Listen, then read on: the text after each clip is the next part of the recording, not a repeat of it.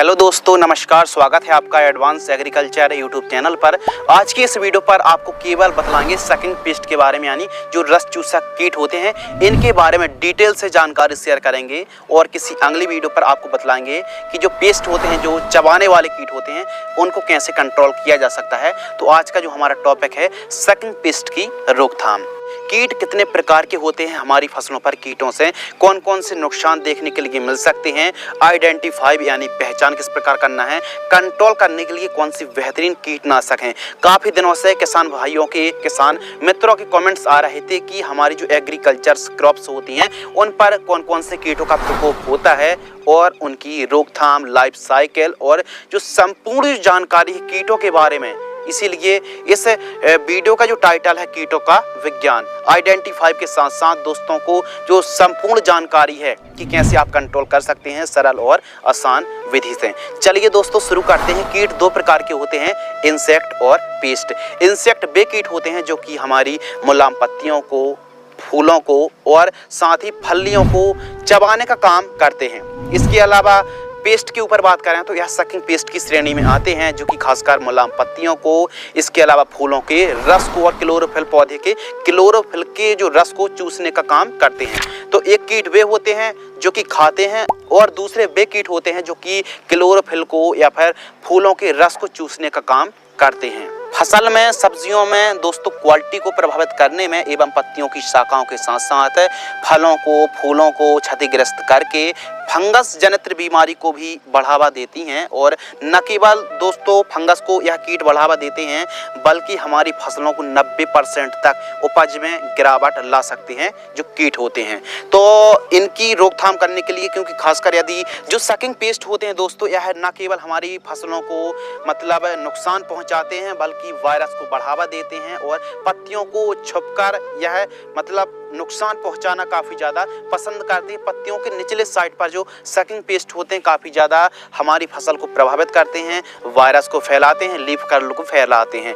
तो कीट तो कई प्रकार के होते हैं, उनकी पहचान, रोकथाम और हमारे किसान मित्रों को सरल और आसान शब्दों में समझ में आ जाए। तो चलिए इस वीडियो को शुरू करते हैं। चैनल पर पहली बार विजिट कर रहे हैं तो इसी प्रकार कृषि कार्य जुड़ी जानकारी के लिए चैनल को सब्सक्राइब कर लीजिए। चलिए शुरू करते हैं। सबसे पहले दोस्तों बात करते हैं सफेद मक्खी यानी व्हाइट फ्लाई।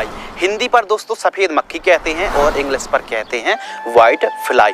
जो कि आप दोस्तों फोटो पर देख रहे हैं, ये है व्हाइट फ्लाई। तो आइए इसके बारे में डिटेल से दोस्तों समझते हैं। सफेद मक्खी दिखने में पीले रंग के जरूर होते हैं लेकिन इनके पंख जो होते हैं दोस्तों सफेद रंग के होते हैं। यह एक जगह से दूसरी जगह उड़ने में काफी ज्यादा सक्षम होते हैं। यह लीफ यानी पत्तियों के हमेशा नीचे छुपकर ही रहना पसंद करते हैं। जैसे जैसे टेम्परेचर में वृद्धि होती है उसी प्रकार सफेद मक्खी का प्रकोप बढ़ता जाता है। गर्मियों के दिनों पर काफी तीव्र गति से सफेद मक्खी का प्रकोप बढ़ता हुआ आप देख सकते हैं। लाइफ साइकिल के ऊपर बात करें तो सफेद मक्खी अपनी लाइफ साइकिल 33 दिन पर कंप्लीट कर लेती है। सफेद मक्खी अपने जीवन में लगभग दोस्तों 100 से लेकर 120 अंडे देती है और अंडे हमेशा नीचे साइड देती है। इस प्रकार इन अंडों से व्हाइट फ्लाई के बच्चे बाहर निकलते हैं जो कि क्लोरोफिल को खाते हैं और 33 दिन के आसपास का समय लगता है। यदि टेम्परेचर बढ़ता है जो लाइफ साइकिल है 25 दिन पर भी सफेद मक्खी अपनी एक लाइफ साइकिल कंप्लीट कर लेती है। लाइफ साइकिल का मतलब क्या होता है दोस्तों, यानी सफेद मक्खी से सफेद मक्खी तक बनने का जो समय है यानी 33 दिन में अपनी एक लाइफ साइकिल कंप्लीट कर लेती है। जैसे कि दोस्तों अंडे, प्यूपा और अडल्ट, और इनके बीच में जो एग्स होते हैं दोस्तों उनसे निम्फ्स निकलते हैं। तो जो निम्फ्स होते हैं वो काफी ज्यादा हमारी फसल को नुकसान पहुंचाते हैं। हल्के हल्के से चिपचिपे से दिखते हैं जो निम्फ्स होते हैं, उनसे फिर प्यूपा अडल्ट तैयार होते हैं। तो आपको लगता है दोस्तों कि सफेद मक्खी हमारी फसल को नुकसान पहुंचाती, देखिए नुकसान तो पहुंचाती है, इसमें कोई डाउट नहीं है, लेकिन उससे भी ज्यादा नुकसान जो पहुंचाती हैं सफेद मक्खी के जो निम्फ्स होते हैं वो काफी ज्यादा नुकसान पहुंचाते हैं। तो आपको सफेद मक्खी को भी कंट्रोल करना है, निम्फ्स को भी कंट्रोल करना है, अंडे को भी कंट्रोल करना है। तो जो सफेद मक्खी होती है दोस्तों बहुत ही छोटे छोटे से दिखते हैं। यदि आप अपनी आंखों से देखेंगे, एकदम बारीकी से देखेंगे, तब आपको सफेद मक्खी दिखने वाली बहुत ही ज्यादा छोटी होती है। और अगर बात करें नुकसान की तो जो अंडे में से जब बच्चे बाहर निकलते हैं तब एक चिपचिपा पदार्थ निकलता है जिससे क्लोरोफिल खत्म होने से पत्ते प्रकाश संश्लेषण ठीक तरीके से नहीं कर पाते हैं और पत्ते काले होकर मुड़ जाते हैं। यह वायरस को भी फैलाती है, इससे फंगस उत्पन्न हो जाता है जिससे उपज में काफ़ी ज़्यादा गिरावट देखी जाती है। और दोस्तों आपको बता दें कि कपास की फसल पर सफ़ेद मक्खी का इतना ज़्यादा प्रकोप बढ़ जाता है कि कपास की फसल पूरी की पूरी चौपट हो सकती है। काफ़ी ज़्यादा वायरस को लगभग जो सफ़ेद मक्खी है 110 प्रकार के वायरस को बढ़ावा देती है, जैसे खासकर लीफ कर्ल वायरस है, एलसीवी वायरस है। तो जो जितने प्रकार के वायरस होते हैं एक पौधे से दूसरे पौधे को ट्रांसमिशन तरीके से वायरस को फैलाने का काम भी दोस्तों सफ़ेद मक्खी करती है। तो काफ़ी ज़्यादा यदि फंगस के बारे में बात करें तो कई प्रकार के वायरस को सफ़ेद मक्खी तो बढ़ावा देती ही देती है, इसके साथ ही जो सूटी मोल्ड फंगस है उसको भी काफ़ी तीव्र गति से यह बढ़ावा देती है। तो कुल मिला के पत्तियों को क्लोरोफिल बनने से रोकती है, पैदावार घटाती है, तो नुकसान तो काफ़ी ज़्यादा है। नियंत्रण के ऊपर दोस्तों बात करते हैं कंट्रोल के बारे में कि सफ़ेद मक्खी व्हाइट फ्लाई को कैसे आप रोक सकते हैं। तो सबसे अच्छा जो तरीका होता है सफ़ेद मक्खी का प्रकोप जैसे जैसे बढ़ता जाएगा कंट्रोल करना उतना ही ज़्यादा मुश्किल वाला काम होता है। यह एक ऐसा इंसेक्ट है कि लगातार आप किसी भी कीटनाशक को यदि बार बार स्प्रे करेंगे तो यह कीट कंट्रोल नहीं हो पाएगा। तो कहने का मतलब यह है कि प्रति पत्ती पर जो पौधा होता है प्रति पत्ती पर यदि 2 से 3 सफ़ेद मक्खी दिख रही हो तो आप आसानी तरीके से कंट्रोल कर सकते हैं। प्रिवेंटिव रूप में जितने आप जल्दी सफ़ेद मक्खी को कंट्रोल करेंगे, प्रिवेंटिव रूप में जो इंसेक्टिसाइड का स्प्रे करेंगे उतनी शानदार तरीके से सफ़ेद मक्खी कंट्रोल होने वाली है।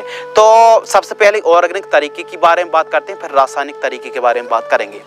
तो दोस्तों जो सफ़ेद मक्खी है इसकी रोकथाम और कंट्रोल की ऑर्गेनिक जो विधि है, सबसे पहले तो आप ट्रैप लगाइए, पीला ट्रैप लगाइए, येलो ट्रैप। 1 एकड़ में 20 फीस सफिशिएंट है, 20 फीस पर्याप्त होते हैं। फसल से 1.5 फीट 2 फीट ऊपर आप ट्रैप जरूर लगाइए। तो ट्रैप लगाने से भी काफ़ी अच्छा फ़ायदा होता है। इसके अलावा मल्चिंग पेपर लगाने से भी काफ़ी बढ़िया रिजल्ट देखने के लिए मिलता है। ऊपर सिल्वर और नीचे ब्लैक वाला जो यदि आप मल्चिंग पेपर लगाते हैं तो बेहतरीन रिजल्ट देखने के लिए मिलेंगे। इसके अलावा पत्तियों के नीचे जो टेम्परेचर बढ़ने से सफ़ेद मक्खी का प्रकोप कम होता है, ध्यान रखिए। यानी जो पत्तियों के नीचे यदि आप मल्चिंग पेपर लगाएंगे टेम्परेचर बढ़ेगा पत्तियों के नीचे साइड, सफ़ेद मक्खी का प्रकोप थोड़ा कम होगा। इसके अलावा जितनी ज़्यादा आप खरपतवार मुक्त फसल रखेंगे उतनी ही बेहतरीन तरीके से आप सफ़ेद मक्खी को कंट्रोल कर पाएंगे, सफ़ेद मक्खी का प्रकोप कम देखने के लिए मिलेगा। इसके अलावा 5 किलोग्राम नीमोली, जो नीम की फल होते हैं नीमोली, उनको पीस करके 200 लीटर पानी में भी घोल करके आप स्प्रे कर सकते हैं। नीम ऑयल या फिर फिश ऑयल का भी आप स्प्रे कर सकते हैं 2 ml प्रति लीटर की दर से। ये तो बात हो गई ऑर्गेनिक तरीके से। अब बात करते हैं रासायनिक तरीके से कि किस प्रकार आप रासायनिक मेथड से सफ़ेद मक्खी को कंट्रोल कर सकते हैं। तो प्रिवेंटिव रूप पर, क्योंकि 2 स्टेज होती हैं, एक तो प्रिवेंटिव रोग आने से पहले, रोग आने के बाद। यदि रासायनिक तरीके से कंट्रोल कर रहे हैं तो रोग आने के पहले सिजेंटा कंपनी की एकतार यानी थाइमोथोक्सोम 0.5 ग्राम प्रति लीटर की दर से स्प्रे कर सकते हैं, या फिर एसिटा भी 20% एसपी यानी कृषि रसायन की एक का 0.5 ग्राम से लेकर 0.7 ग्राम प्रति लीटर की दर से स्प्रे कर सकते हैं। इसके अलावा प्रोफेक्स सुपर 2 ml प्रति लीटर की दर से भी दोस्तों आप स्प्रे कर सकते हैं, या फिर कॉन्फिडोर सुपर 0.5 से लेकर 0.7 ml प्रति लीटर की दर से स्प्रे कर सकते हैं।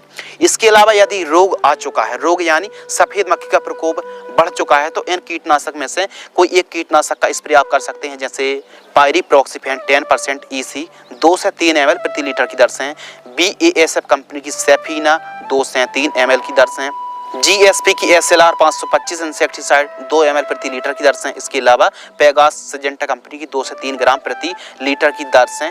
इनमें से कोई एक कीटनाशक का स्प्रे करने से सफ़ेद मक्खी कंट्रोल हो जाएगी, लेकिन जो डोज है प्रति लीटर की दर से आपको बतलाया है। इसके अलावा दोस्तों सफ़ेद मक्खी से कौन कौन सी फसलें ग्रसित हो सकती हैं, आइए समझते हैं। तो प्रमुख रूप से कपास, पपीता, भिंडी, खीरा, सोयाबीन, मिर्च, कद्दू के साथ साथ दोस्तों मूंग, उड़द, वैगन, शिमला और आलू के साथ साथ सेम है, आलू है, तरबूज है, करेला है, गिलकी है, बरबटी, लौकी जैसी फसलों पर या फिर और भी अन्य हरी सब्जियों पर, बागबानी पर सफ़ेद मक्खी का प्रकोप देखा जा सकता है। तो फसलें तो अलग अलग प्रकार की हो सकती हैं, लेकिन कंट्रोल करने का जो तरीका है वो एक ही है।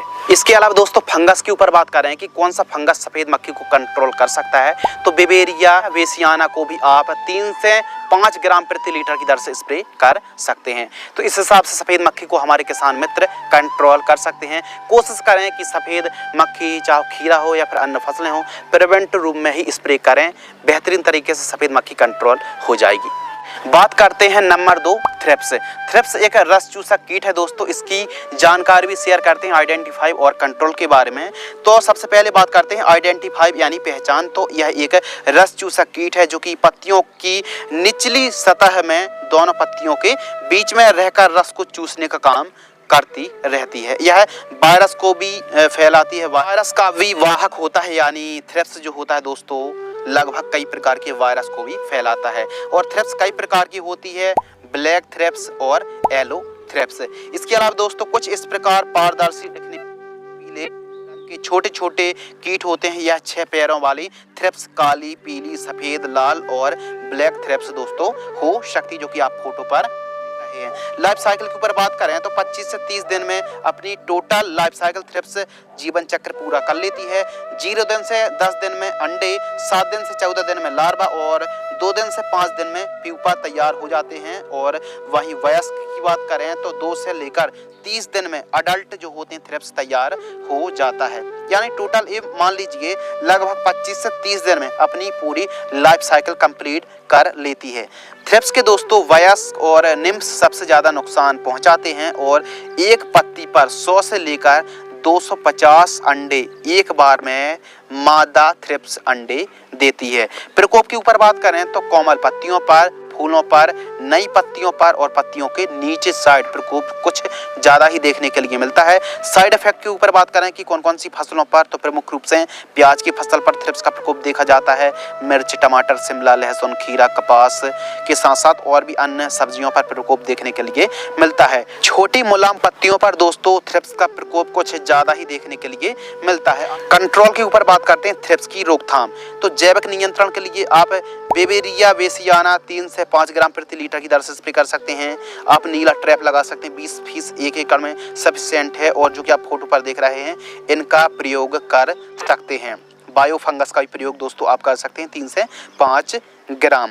इसके अलावा रासायनिक के लिए प्रिवेंटिव में ड्रिंचिंग कर सकते हैं। मीडिया क्लोरपेड 17.8% SL 300 ml प्रति एकड़ की दर से आप ड्रिंचिंग कर सकते हैं। इसके अलावा स्प्रे पर आप फिप्रोनिल का स्प्रे कर सकते हैं 18.87% SC 1 ml प्रति लीटर की दर से। नीम ऑयल 2 ml प्रति लीटर की दर से। गोल्ड 3 ग्राम प्रति लीटर 2 ml प्रति लीटर की दर से यदि प्रिवेंटिव रूप में कीटों का प्रकोप होता है तो। लेकिन दोस्तों रोग आने के बाद कौन सा स्प्रे अच्छा काम करेगा आइए समझते हैं। तो यह जो 5-6 स्प्रे दोस्तों देखने के लिए मिल रहे हैं प्रति लीटर की दर से किसी एक कीटनाशक स्प्रे करेंगे तो कंट्रोल हो जाएगा, जो कि आप वीडियो पर देख रहे हैं। डाउ की पुलिस हो, बार की मोमेंटो एनर्जी हो, इसके अलावा डाइफेंथ्यूरॉन है या फिर फ्लोक्सामेथोमाइड का भी आप स्प्रे कर सकते हैं, जो कि आप फोटो पर देख रहे हैं। कोई एक कीटनाशक का स्प्रे करने से कंट्रोल हो जाएगा। तो इस हिसाब से दोस्तों चाहे पीला थ्रिप्स हो या फिर ब्लैक थ्रिप्स हो या फिर कोई भी प्रकार का थ्रिप्स हो कंट्रोल हो जाएगा। यही सबसे सही और आसान मेथड है थ्रिप्स को कंट्रोल करने के लिए। थ्रिप्स का प्रकोप यदि दोस्तों प्रिवेंटिव रूप में आप स्प्रे करते हैं तो आसानी से थ्रिप्स कंट्रोल हो जाएगा। रोग आने के बाद यदि रोग कुछ ज़्यादा ही बढ़ता है या थ्रिप्स का प्रकोप कंटिन्यू बढ़ता है तो फिर ऐसी सिचुएशन पर थ्रिप्स को कंट्रोल कर पाना मुश्किल वाला काम होता है। नंबर 3 फल मक्खी यानी फ्रूट फ्लाई। इसको दोस्तों हिंदी पर फल मक्खी कहा जाता है और इंग्लिश पर फ्रूट फ्लाई। तो फ्रूट फ्लाई को कैसे कंट्रोल कर सकते हैं, पहचान के ऊपर दोस्तों बात करते हैं। तो जो फल मक्खी है गोल्डन चमकदार भूरे रंग के पारदर्शी पंख होते हैं जो कि लाल भूरे रंग के भी दिखते हैं। तो जो कि आप फोटो पर देख रहे हैं यह है फल मक्खी। फल मक्खी फलों को रस को चूसकर उसको कमजोर कर देती है, जिसमें फल में सड़न पैदा हो जाती है। फलों की क्वालिटी 90% तक दोस्तों फल मक्खी प्रभावित करती है। फलों में दाग धब्बे आ जाते हैं। इसकी लाइफ साइकिल अंडे, लार्वा, प्यूपा और वयस्क, यह 4 अवस्थाएं होती हैं। फल मक्खी की लाइफ साइकिल 15 से 30 दिन में अपनी लाइफ साइकिल कंप्लीट कर लेती है। कौन सी फसलों पर हैवी अटैक देखने के लिए मिलता है? तो फल मक्खी खासकर तोरई, लौकी, कद्दू, खीरा, ककड़ी, इसके अलावा तरबूज, खरबूज, अमरूद, गिलकी, करेला, टिंडा और बेल वर्गीय फसलों पर फल मक्खी का प्रकोप कुछ ज्यादा ही देखने के लिए मिलता है। फल मक्खी एक बार में जो मादा मक्खी होती है दोस्तों 300 से 500 अंडे देती है। ध्यान रखिए, एक बार में मादा मक्खी 300 से 500 अंडे देती है, जो कि काफी ज्यादा तेजी से अपनी जनरेशन फैलाती है, प्रकोप फैलाती है। फल में डंक मारकर अंडे देती है और काफी ज्यादा फसल को नुकसान करती है, फलों में सड़न पैदा कर देती है। उपाय के ऊपर बात करते हैं तो ऑर्गेनिक के लिए फ्रूट फ्लाई ट्रैप आपको लगाना है। 1 एकड़ में 15 से 20 फीस फसल से 2 फीट ऊपर। अब जो कि आप यह ट्रैप देख रहे हैं यह है फ्रूट फ्लाई ट्रैप, इनको आपको जरूर लगाना चाहिए। इसके अलावा रासायनिक के लिए इन कीटनाशक में से कोई एक कीटनाशक बायर की सोलेमन, यूपीएल की लांसर गोल्ड, प्रोफेक्स सुपर या फिर वायर की डेसेस 100, इनमें से कोई भी जो डोज आप देख रहे हैं प्रति लीटर की दर से किसी भी एक कीटनाशक का स्प्रे करने में आसानी से कंट्रोल हो जाएगी। फल मक्खी जो होती है दोस्तों काफी ज्यादा बेल वर्गीय फसलों पर नुकसान पहुंचाती है और काफी ज्यादा हमारी फसल को प्रभावित करती है। तो इसको कंट्रोल करने की आसान सरल मेथड आपको बतला दी। अगले कीट के ऊपर बात करते हैं नंबर 4 माइट्स, जिसे हम हिंदी पर मकड़ी और इंग्लिश पर माइट्स कहते हैं। हमारी एग्रीकल्चर क्रॉप्स पर फसलों पर माइट्स 2 ही प्रकार की कुछ ज़्यादा नुकसान पहुंचाती हैं, एक तो येलो माइट्स और दूसरा रेड माइट्स। सबसे पहले आइडेंटिफाई करते हैं कि इनकी पहचान कैसी है। तो यह छोटे छोटे जीव होते हैं, इनके 8 पैर होते हैं और इनका रंग अलग अलग हो सकता है, लाल, नारंगी, भूरा, पीला। आपको जानकारी के लिए दोस्तों बता दें कि माइट्स एक सूक्ष्म जीव मकड़ी है जो कि सेब फल की फसल पर सबसे ज़्यादा अधिक प्रकोप देखा गया है। फसलों पर यूरोपियन रेड माइट्स का प्रकोप कुछ ज़्यादा ही देखने के लिए मिलता है। माइट्स पत्तियों के निचले साइड क्लोरोफिल को खाकर पत्तियों को बेजान कर देती हैं एवं फलों की क्वालिटी भी काफ़ी ज़्यादा प्रभावित करती हैं, जिससे प्रकाश संश्लेषण की क्रिया तीव्र गति से नहीं हो पाती है और माइट्स अधिक नमी और 28 डिग्री सेल्सियस टेम्परेचर में अधिक तीव्र गति से वृद्धि करती है। माइट्स की लाइफ साइकिल के ऊपर बात करें तो इसके जो अंडे होते हैं दोस्तों, अंडे गोल और चमकीले होते हैं और 30 डिग्री सेल्सियस टेम्परेचर में 8 से 10 दिन और 20 डिग्री सेल्सियस में 20 दिन में अपनी लाइफ साइकिल कंप्लीट कर लेते हैं। इनका जो पूरा लाइफ साइकिल होता है 3 से 6 दिन में अंडे, 4 से 9 दिन में लार्वा और जो वयस्क होते हैं, जो अडल्ट होते हैं 1 से 2 दिन में ही तैयार हो जाते हैं। तो ये मान लीजिए 15 से 20 दिन में मोटा मोटी अपनी लाइफ साइकिल मकड़ी कंप्लीट कर देती है। मादा मकड़ी नर मकड़ी की तुलना पर थोड़ी बड़ी होती है। मादा मकड़ी अपने जीवन चक्र में दोस्तों पूरे जीवन काल में 50 से 100 अंडे देती है और अधिक टेम्परेचर की दशा पर मकड़ी बहुत ही तीव्र गति से फैलाव होता है। तो इसके रोकथाम के ऊपर बात करते हैं, कंट्रोल के बारे में। तो इनमें से कोई एक कीटनाशक स्प्रे कर सकते हैं, ओबेरॉन 1 ml प्रति लीटर। इसके अलावा आप धानुका की ओमाइट 1 ml प्रति लीटर। इसके अलावा HMO यानी हॉर्टिकल्चर मिनरल्स ऑयल 2 ml प्रति लीटर की दर से स्प्रे कर सकते हैं, या फिर जो भी मकड़ी नाशक चाहो ओबेरॉन हो, धानुका की ओमाइट्स हो, इनको भी आप 1 से 1.5 ml प्रति लीटर की दर से स्प्रे कर सकते हैं। तो दोस्तों इस प्रकार आपको माइट्स का कंट्रोल करना चाहिए। जो हमने 2-3 कीटनाशक के नाम बतलाए, कोई एक कीटनाशक भी आप स्प्रे करते हैं तो आसानी से कंट्रोल आप कर सकते हैं माइट्स को। हैवी अटैक के ऊपर दोस्तों बात करते हैं तो माइट्स का प्रकोप हैवी अटैक प्रमुख रूप से टमाटर की फसल पर हो सकता है, इसके अलावा एप्पल क्रॉप पर हो सकता है और जो आप फोटो पर देख रहे हैं इन फसलों पर कुछ ज़्यादा ही माइट्स का प्रकोप देखने के लिए मिलता है। खासकर अब तो मिर्ची है, शिमला है, टमाटर है, इन फसलों पर कुछ ज़्यादा ही प्रकोप देखने के लिए मिलता है। तो सब्जियों पर, बागवानी पर, सभी प्रकार की जो क्रॉप्स होती हैं उन पर यदि अटैक है तो इस विधि से आप कंट्रोल कर सकते हैं। दोस्तों बात करते हैं नंबर 5 एफिड्स। कुछ इस प्रकार का दिखता है एफिड, जो कि आप फुल स्क्रीन पर वीडियो पर देख रहे हैं ये है एफिड। तो एफिड एक सकिंग पेस्ट है जो कि फसलों को, क्लोरोफिल को खासकर खाकर उपज को प्रभावित करता है। एफिड को मोइला माहू के नाम से भी जाना जाता है। एफिड का प्रकोप दोस्तों आपको बतला दें कि पत्तियों के निचले साइड देखा जाता है। एफिड के प्रकोप के कारण पौधे में जो फल हैं, फूल हैं, बहुत ही कम लगते हैं, पैदावार काफ़ी ज़्यादा गिरावट ला देता है। आइडेंटिफाई के ऊपर बात करें तो एफिड कुछ इस प्रकार के दिखते हैं। एफिड झुंड में रहकर ही, साथ में रहकर ही पौधे में अटैक करते हैं। इसके 6 पैर होते हैं। और क्या आपको पता है दोस्तों, लेडी बग जो होता है मित्र कीट होता है जो कि एफिड को खाता है। और आपको बतला दें कि जो एफिड होता है यह पंखहीन होते हैं, उड़ नहीं सकते, और यह ब्लैक और ग्रीन, पीले भूरे रंग के होते हैं और इनकी लंबाई 3 mm लंबाई तक इनकी हो सकती, साइज हो सकता है। लाइफ साइकिल 32 दिन में अपनी एक लाइफ साइकिल कंप्लीट कर लेते हैं। यदि हैवी अटैक के ऊपर बात करें तो इन फसलों पर जैसे खासकर सरसों है, पत्ता गोभी है, फूल गोभी है, धनिया है, गेहूं, खीरा, भिंडी, बरबटी, मिर्च, कपास और टमाटर की फसल पर एफिड्स का प्रकोप देखा जा सकता है। और भी अन्य फसलों पर, चाहे तिली की फसल हो या फिर अन्य फसलों पर भी एफिड्स का प्रकोप देखने के लिए मिलता है। यह पत्तियों की निचली परत में रहकर नुकसान पहुंचाते हैं। निम्फ्स ज़्यादा नुकसान पहुंचाती है। यह एक चिपचिपा पदार्थ छोड़ती हैं जिससे जो चींटियां हैं इनको नहीं खाती हैं, यानी चींटियां एफिड्स को ना खाएं तो एक प्रकार से चिपचिपा पदार्थ छोड़ जो कि अपना प्रोटेक्शन यह स्वयं ही कर लेते हैं। इसका प्रकोप पत्तियों पर, लीफ पर, तना पर, फल फूलों पर और साथ ही जड़ों पर देखने के लिए मिल सकता है, यानी जड़ों से थोड़ा ऊपर तने के पास। इसमें सिस्टमिक कीटनाशक दवा ही काम करने वाली है। आपको जानकारी के लिए दोस्तों बतला दें कि जो सकिंग पेस्ट रस चूसक कीट हैं, इन पर आप यदि खासकर आपको बतला दें कि जो सकिंग पेस्ट है इन पर सिस्टमिक कीटनाशक बहुत अच्छा काम करती है। कंट्रोल के ऊपर बात करें तो इनमें से कोई एक कीटनाशक स्प्रे आप कर सकते हैं। इसके लिए आप पीला ट्रैप भी लगा सकते हैं, पीला और नील ट्रैप।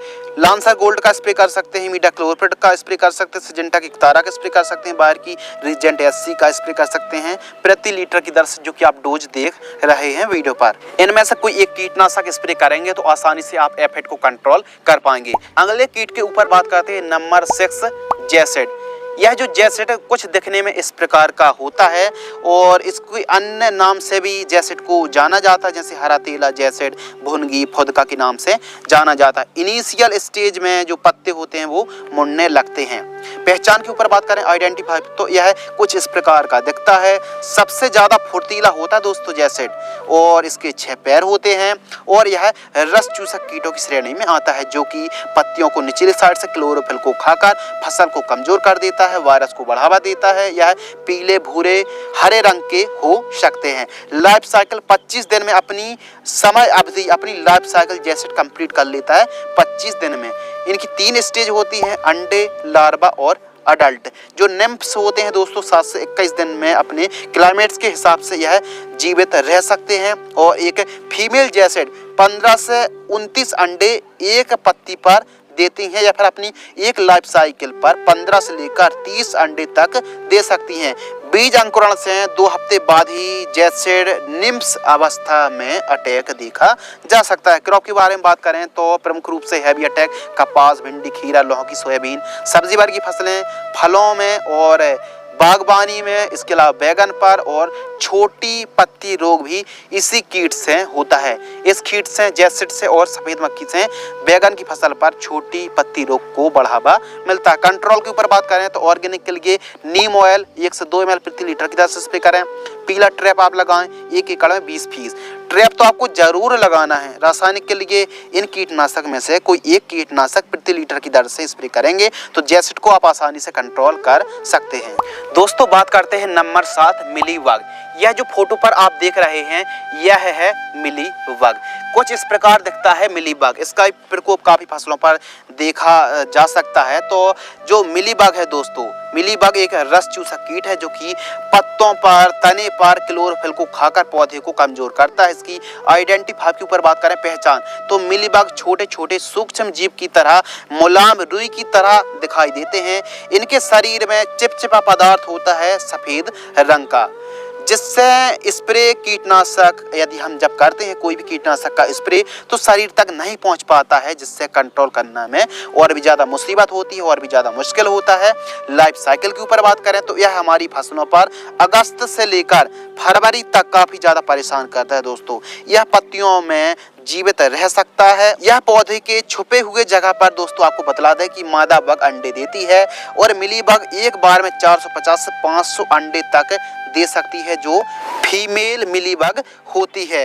अंडे, लार्वा और वयस्क यह 3 स्टेज होती हैं। 28 से 32 दिनों में अपनी एक लाइफ साइकिल कंप्लीट कवर कर लेती हैं। ठंडे मौसम में यह और भी ज़्यादा ग्रोथ करती हैं। फसलों के ऊपर बात करें तो अंगूर, अनार, संतरा, सीताफल, भिंडी, बरबटी, कपास, टमाटर, शिमला, नींबू, आम, केला, करेला, तरबूज, खरबूज, पपीता, आलू जैसी फसलों पर मिली बग का प्रकोप देखा जा सकता है और भी बागबानी में प्रकोप कुछ ज़्यादा ही देखने के लिए मिलता है। मिली बग का प्रकोप सब्जियों के साथ साथ हरी सब्जियों पर कुछ ज़्यादा ही देखने के लिए। नुकसान के ऊपर बात करें तो क्लोरोफिल को खाकर इसमें फंगस को बढ़ावा देता है मिली बग। यदि बात करें कंट्रोल के बारे में दोस्तों तो आप क्रॉप को वॉश कर सकते हैं, क्रॉप को धुल सकते हैं प्रोफेनोफॉस से। तो प्रोफेनोफॉस आपको 500 ml लेना है, 400 लीटर पानी में लेकर के स्प्रे कर देना है। इससे क्रॉप वॉशिंग करने में भी मिलीबग कंट्रोल हो जाती है। इसके अलावा कार्टॉप हाइड्रोक्लोराइड, टाटा की एप्लॉयड इंसेक्टिसाइड, इन जो आप वीडियो पर देख रहे हैं या फिर ड्रिंचिंग कर सकते हैं कॉन्फिडोर की 800 ml प्रति एकड़ की दर से हैं। तो जो आप कीटनाशक आप देख रहे हैं इनका स्प्रे कर सकते हैं प्रति लीटर की दर से डोज बतला रहे हैं। अधिक नाइट्रोजन और अधिक पानी देने से जो मिलीबग है और भी ज़्यादा बढ़ावा देखने के लिए मिलता है और भी ज़्यादा नाइट्रोजन से अधिक सिंचाई करने से और भी ज़्यादा मिलीबग को बढ़ावा मिलता है। तो इन कीटनाशक का स्प्रे करके आप मिलीबग को कंट्रोल कर सकते हैं। जब भी आप स्प्रे कर रहे हो सिलिकॉन चिप को मिलाकर स्प्रे करेंगे तो बेहतरीन तरीके से आप जो हमने कीटनाशक के नाम बतलाए हैं, मिलीबग की पहचान बताई है, कंट्रोल आसानी से हो जाएगी। समस्या वाली बात नहीं है। कोई फसलों पर कीटों का प्रकोप है, रोकथाम करने के लिए आसान विधि आपको बतलाते जा रहे हैं, तो वीडियो को लाइक कर दीजिए। चलिए वीडियो पर आगे बढ़ते हैं। बात कर लेते हैं नंबर 8 लीफ माइनर। तो यह जो फोटो पर दोस्तों आप देख रहे हैं यह है लीफ माइनर, जिसे अलग अलग नामों से भी जाना जाता है लेकिन इंग्लिश पर लीफ माइनर कहा जाता है। तो लीफ माइनर एक रस चूसा कीट है जो कि पत्तियों के अंदर जाकर क्लोरोफिल को खाकर, जिसमें जो सेल डिवीजन पत्तियां नहीं कर पाती हैं और पौधा प्रकाश संश्लेषण क्रिया तीव्र गति से नहीं कर पाता है, जिससे पैदावार लगभग 70% तक उपज में गिरावट देखने के लिए मिलती है। और टमाटर की फसल को तो पूरी की पूरी चौपट करने की ताकत रखता है लीफ माइनर। देखने में सूक्ष्म से पत्तियों के अंदर चलकर क्लोरोफिल को खाकर पत्तियों को कुछ इस प्रकार टेढ़ी मेढ़ी लाइनें बना देती हैं, जो कि आप फोटो पर देख रहे हैं यह अटैक है। लाइफ साइकिल के ऊपर बात करें तो लीफ माइनर की मादा मक्खी घरों में दिखने वाली मक्खी की तरह ही होती है। कुछ इस प्रकार मादा मक्खी अपनी लाइफ साइकिल में 250 अंडे देती है पत्तियों के अंदर, या फिर दोस्तों आपको बतला दें कि मुलायम पत्तियों पर ही लीफ माइनर का प्रकोप देखने के लिए मिलता है। और टमाटर की जैसे फसल है इसमें जो हमारे पौधे होते हैं छोटे छोटे पौधे पर भी प्रकोप देखने के लिए मिलता है। मादा मक्खी अपनी लाइफ साइकिल में 250 अंडे देती है और मुलायम पत्तियों पर या फिर पत्तियों के अंदर इसका प्रकोप देखने के लिए मिलता है। इनकी 4 अवस्थाएं होती हैं: अंडे, लार्वा, निम्स, अडल्ट और वयस्क। तो आपको बतला दें कि जो लार्वा होते हैं, निम्स होते हैं, काफ़ी ज़्यादा नुकसान पहुंचाते हैं और वयस्क भी काफ़ी ज़्यादा नुकसान देखने के लिए मिलता है। लेकिन लार्वा जो होता है निम्स से पत्तियों की क्लोरोफिल को खाती है, लार्वा से प्यूपा और प्यूपा से मक्खी। कुछ इस प्रकार इनकी लाइफ साइकिल चलती रहती है और 25 से 28 दिन में अपनी एक लाइफ साइकिल कंप्लीट कर लेती हैं। हैवी अटैक के ऊपर बात करें तो टमाटर, खीरा, सोयाबीन, शिमला, भिंडी, गुलाब, करेला, बीन्स, लौकी, शिमला और साथ ही दोस्तों तरबूज, खरबूज, बरबटी, सेम, गिलकी पत्ता गोभी, मूली, पालक, मूंगफली, स्ट्रॉबेरी पर अटैक देखने के लिए मिलता है। कंट्रोल के ऊपर बात करते हैं कि लीफ कैसे कंट्रोल कर सकते हैं, तो इसके लिए आप स्टार्टिंग के दिनों पर एमामेक्टिन वेंजॉइट का स्प्रे कर सकते हैं। इसके अलावा दोस्तों जो सिजेंटा कंपनी की बोलियम फ्लेक्सी आती है इसकी आप ड्रिंचिंग कर सकते हैं, पीला ट्रैप लगा सकते हैं। और जो कीटनाशक आप देख रहे हैं चाहे एविसेंट हो, प्रोक्लेम हो, प्रोफेक्स सुपर हो, सिजेंटा की एम्प्लीगो हो, इन कीटनाशक का स्प्रे करके आप प्रति लीटर की दर से जो की डोज देख रहे हैं लीफ माइनर आसानी से कंट्रोल हो जाएगा। तो याद रखिए यदि स्टार्टिंग के दिन है तो इमीडाक्लोरपिड या फिर एमामेक्टिन एक्टिन बेंजोएट स्प्रे करें। यदि प्रकोप बढ़ता है तो सिजेंटा कंपनी की दोस्तों जो वोलियम फ्लेक्सी आती है इसकी ड्रेंचिंग करने में लीफ माइनर 100% कंट्रोल हो जाता है। दोस्तों बात कर लेते हैं लाल कद्दू बीटल। यह जो आप देख रहे हैं फोटो पर, इससे हम हिंदी पर लाल कद्दू बीटल यानी रेड बीटल और इंग्लिश पर रेड पंपकिन बीटल भी कहते हैं। आइडेंटिटी 5 के ऊपर बात करें तो यह बीटल व्हील वर्गीय फसलों पर काफ़ी ज़्यादा नुकसान देखने के लिए मिलता है, जैसे कि कद्दू, लौकी, खीरा, ककड़ी, भिंडी, बरबटी, बीन्स, गिलकी, तुरई, सेम, तरबूज, खरबूज, टिंडा और तुरई जैसी फसलों पर कुछ ज़्यादा ही प्रकोप देखने के लिए मिलता है लाल कद्दू बीटल का। यह बीटल 4 प्रकार के होते हैं: ब्लैक पंख वाले बीटल, काले धब्बे वाले बीटल, हल्के लाइट रेड जो कि कुछ इस प्रकार दिखते हैं, इसके अलावा रेड टाइप के जो कि आप देख रहे हैं डार्क रेड बीटल। 4 प्रकार के होते हैं, लेकिन खासकर लाल वाला जो कीट होता है कुछ ज़्यादा ही प्रकोप देखने के लिए मिलता है। यह दिखने में कुछ इस प्रकार के होते हैं जो कि उड़ने में बहुत ही फुर्तीले होते हैं। 6 पैर वाला यह रेड पंपकिन बीटल होता है जो कि पत्तियों के हरित लवक को कुछ इस प्रकार खाते हैं कि पत्तियां छन्नी की तरह दिखने लगती हैं, जो कि आप वीडियो पर देख रहे हैं। इसके प्रकोप के कारण पौधा बहुत ही कमजोर हो जाता है और काफ़ी ज़्यादा पैदावार में गिरावट देखने के लिए मिलती है। पत्ते काले पड़कर सूखने लगते हैं। यह कीट इतना खतरनाक होता है कि अंकुरण के समय से ही पत्तियों को खाने का काम करना शुरू कर देता है। पत्तियों को भी खाता है, तने को भी खाता है। आपको बतला दें कि आप गिलकी, लौकी या फिर खीरा की खेती करते हैं तो पौधा छोटा छोटा होता है। जो कीट का प्रकोप होता है लाल कद्दू बीटल ही है। छोटी स्टेज से ही प्रकोप देखने के लिए मिलता है। लाल कद्दू बीटल के प्रकोप के कारण दोस्तों हमारी फसल 65 से लेकर 95% तक खत्म कर सकता है। तो इस कीट से सतर्क रहें, सावधान रहें और स्टार्टिंग पर प्रिवेंटिव रूप में कीटनाशक का स्प्रे करते रहें। लाइफ साइकिल के ऊपर बात करें तो इस बीटल की 4 अवस्थाएं होती हैं: अंडे, लार्वा, निम्स और वयस्क।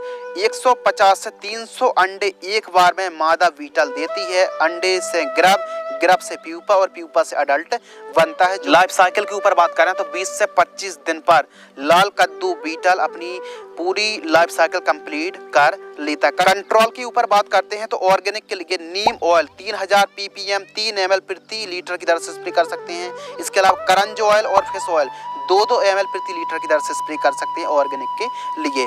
रासायनिक के लिए किसी भी एक कीटनाशक का स्प्रे कर सकते हैं, जो कि आप फोटो पर देख रहे हैं प्रति लीटर की दर से। बात करते हैं नंबर 10 हॉपर्स, जिसे हम फुदका के नाम से भी जानते हैं, BPH। इसकी भी आइडेंटिटी 5 के ऊपर दोस्तों बात करते हैं, कंट्रोल के ऊपर बात करते हैं, प्लस बात करते हैं कैसे टेम्परेचर पर इसकी जो लाइफ साइकिल है बहुत जल्द यह कंप्लीट कर लेता है। तो वीडियो पर बने रहिए। BPH यानी ब्राउन प्लांट हॉपर। आइडेंटिटी 5 के ऊपर दोस्तों बात करते हैं तो इनके पंख होते हैं और यह दिखने में कुछ इस प्रकार के होते हैं। इनके प्रकार जरूर अलग हैं दोस्तों, लेकिन नियंत्रण करने के लिए, कंट्रोल करने के लिए एक ही मेथड। इनके 6 पैर होते हैं और उड़ने में यह सक्षम होते हैं। यह ग्रुप वाइज चलते हैं। और यदि इन्फेक्टेड फसलों के ऊपर बात करें तो सबसे ज़्यादा धान की फसल पर या फिर धान की फसल पर ही कई प्रकार के BPH का प्रकोप देखने के लिए मिलता है, जिसे हम फुदका के नाम से भी जानते हैं। तो धान की फसल पर BPH को कैसे कंट्रोल किया जा सकता है, आइए दोस्तों समझते हैं। लेकिन थोड़ी सी जानकारी आपके साथ शेयर करते हैं कि धान की फसल पर बिल्कुल यह जो हॉपर्स होता है यह एक रस चूसक कीट है और नीचे की क्लोरोफिल को खाकर फसल को काफ़ी ज़्यादा कमज़ोर कर देता है और कमज़ोर ही नहीं बल्कि एकदम ख़त्म भी कर सकता है। यह सबसे ज़्यादा नुकसान पहुंचाने वाली श्रेणी में यदि बात करें तो 3 प्रकार के होते हैं जो कि BPH होता है और धान की फसल को बिल्कुल 100% चौपट कर सकते हैं। धान की फसल पर इसके अलग अलग नाम हैं, जैसे हॉपर्स, फुदका, माहू के नाम से भी जाना जाता है। लेकिन यदि हम बात करें तो धान की फसल पर 3 ही BPH काफ़ी ज़्यादा नुकसान पहुंचाते हैं। BPH यानी ब्राउन प्लांट हॉपर, भूरा माहू जिसे कहते हैं। GLH यानी ग्रीन लीफ हॉपर जिसे हरा माहू कहते हैं। इसके अलावा WVPH यानी व्हाइट बैक प्लांट हॉपर जिसे सफ़ेद माहू के नाम से भी जानते हैं। खासकर BPH है और ग्रीन लीफ हॉपर्स यह काफ़ी ज़्यादा नुकसान पहुंचाता है। तो यह जो फुदका है दोस्तों वीडियो पर आप देख रहे हैं, इसकी डिजाइन, इसकी बनावट देख रहे हैं, यह हमारी फसल को यदि हल्का प्रकोप है तो 10% नुकसान और यदि हैवी प्रकोप है तो 100% तक फसल को यह चौपट कर सकता है। बार बार हम चौपट के बारे में बात क्यों कर रहे हैं दोस्तों, क्योंकि धान की फसल पर जो इनिशियल स्टेज होती है, यदि हम समय रहते, क्योंकि खासकर बासमती धानों पर इसका प्रकोप कुछ ज़्यादा ही देखने के लिए मिलता है। यदि हम अधिक नाइट्रोजन का प्रयोग करते हैं, अधिक देर तक पानी खेत में भरा हुआ रहता है, तो जड़ों से थोड़ा ऊपर यानी जो पानी भरा है उससे लगभग 2 इंच ऊपर इसका प्रकोप इतना ज़्यादा ग्रोथ वाइज होता है कि यह जो BPH है फसल को नीचे साइड से ऊपर साइड सुखाने का काम करता है और एकदम पूरा का पूरा जो खेत है एकदम चौपट कर सकता है। लाइफ साइकिल के ऊपर दोस्तों बात करते हैं तो टेम्परेचर के हिसाब से, मौसम के हिसाब से इसकी जो लाइफ साइकिल कुछ इस प्रकार है कि जून से अक्टूबर में 18 से 24 दिन में अपनी लाइफ साइकिल पूरी कर लेती है। नवंबर से जनवरी में 38 से 44 दिन और फरवरी से अप्रैल 18 से 35 दिन में अपनी लाइफ साइकिल कंप्लीट कर लेती है। सितंबर माह के स्टार्टिंग में BPH का प्रकोप शुरू हो जाता है और धान की फसल 60 से 65 दिन के आसपास की होती है, तो इसकी चरम स्टेज पर होता है, यानी क्षतिग्रस्त काफ़ी ज़्यादा करते हैं। छोटे छोटे पंखों वाला यह तनों को काफ़ी ज़्यादा क्षतिग्रस्त करता है और इसमें जो स्टेज हैं अंडे, निम्फ और वयस्क काफ़ी ज़्यादा नुकसान पहुंचाते हैं। 8 से 10 दिन में अंडे, 15 से 20 दिन में निम्फ्स और 4 से 5 mm लंबे हो सकते हैं। तो इन बातों को आपको ध्यान में रख के कंट्रोल कैसा करना है, आइए दोस्तों समझते हैं। रोग बीमारी आने के यदि हम रीजन्स कारण के ऊपर बात करें तो लगातार खेतों में यदि पानी का भराव होता है या फिर अधिक ह्यूमस, अधिक टेम्परेचर की दशा पर, अधिक नाइट्रोजन की दशा पर बासमती किस्मों में यह जो कीट है, यह जो BPH, इसके आने की संभावना कुछ ज़्यादा ही लगती है। कीट लगने के कारण पत्तियां कुछ इस प्रकार की सूखने लगती हैं, जो कि आप वीडियो पर देख रहे हैं। रोकथाम के ऊपर दोस्तों बात करते हैं। यह जो कीटनाशक दवाइयां दोस्तों आप देख रहे हैं ऊपर, प्रिवेंटिव रूप में फर्स्ट और सेकंड जो कॉम्बिनेशन आप देख रहे हैं, इनको प्रिवेंटिव रूप में स्प्रे करके शानदार BPH को कंट्रोल कर सकते हैं। BPH का हल्का फुल्का प्रकोप होता है, यदि तब आप प्रिवेंटिव रूप पर इन कीटनाशक को स्प्रे करेंगे तो शानदार तरीके से कंट्रोल हो जाएगा। लगातार यदि बहुत ज़्यादा प्रकोप बढ़ जाता है या फिर अपनी अंतिम स्टेज पर BPH होता है, फिर ऐसी कंडीशन पर हो सकता है कोई भी कीटनाशक दवाई काम ना करे, तो इसलिए धान की फसल पर जांच पड़ताल करते रहें। यदि BPH का प्रकोप हल्का है तो आप तुरंत उसका स्प्रे कर सकते हैं। आइए दोस्तों बात करते हैं कुछ इंपोर्टेंट फॉर्मुलेशन के बारे में, कुछ ज्ञानवर्धक जानकारी के बारे में, क्योंकि इस वीडियो के माध्यम से हमने सकिंग पेस्ट के बारे में बतलाया, तो जानकारी ऐड करते हैं कि सकिंग पेस्ट यानी रस चूसक कीटों के लिए आप सिस्टमिक कीटनाशक ही दवाई का प्रयोग करना चाहिए। इसके अलावा इंटरनोड की लंबाई बढ़ाने के लिए जिब्रेलिक एसिड का प्रयोग कर सकते हैं। मिट्टी का यदि pH वैल्यू 7.5 से अधिक है तो आप DAP नहीं बल्कि SSP का प्रयोग करना चाहिए। इसके अलावा चिकनी सरफेस पत्ती वाली फसल जैसे प्याज, लहसुन, केला, पत्ता गोभी, फूल गोभी, पालक, गुलाब, सीताफल, मक्का, मटर, धान, गेहूं, अफीम, कटहल, ड्रैगन फ्रूट, एलोवेरा, अनानास, जो फसलें हैं जिनके पत्ते चिकने होते हैं, इन पर सिलिकॉन चिप को मिलाकर स्प्रे करें। इसके अलावा एक्सपायरी डेट वाली जो दवाइयाँ होती हैं उनका स्प्रे करने से परहेज करें। इसके अलावा थ्रिप्स के जो प्रिवेंटिव स्प्रे लेने से ही थ्रिप्स में काफ़ी अच्छा आपको कंट्रोल मिलने वाला है। इसका मतलब ये नहीं कि थ्रिप्स का प्रकोप काफ़ी ज़्यादा बढ़ गया है, ऐसी कंडीशन पर कोई भी कीटनाशक उतना अच्छा रिजल्ट नहीं दे पाएगी जो कि प्रिवेंटिव में देती है। इसके अलावा रस चूसक कीटों के लिए स्टार्टिंग पर नीम ऑयल का भी स्प्रे किया जा सकता है। महंगी फंगीसाइड के साथ NPK घुलनशील खाद का स्प्रे ना करें। किसी भी कीटनाशक को क्रॉप में लगातार या फिर बार बार स्प्रे करने से कीटों पर रेजिस्टेंस पावर आ जाती है, कीट कंट्रोल नहीं होते हैं, तो किसी भी कीटनाशक को 2 बार से अधिक आपको स्प्रे नहीं करनी चाहिए।